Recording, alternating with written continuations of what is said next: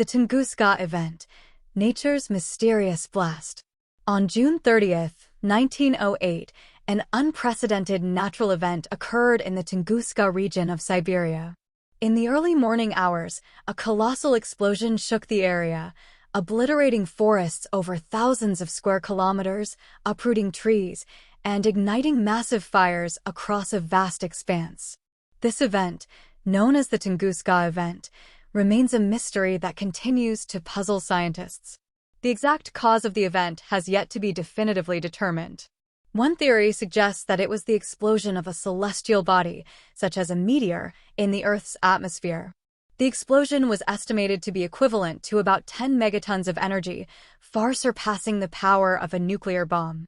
However, concrete evidence supporting this theory is lacking, and despite various scientific investigations, the origin of the event remains unclear. Another theory posits that the explosion was caused by the crash or close approach of an extraterrestrial spacecraft to the Earth's surface. However, this theory is largely speculative and has not been scientifically substantiated.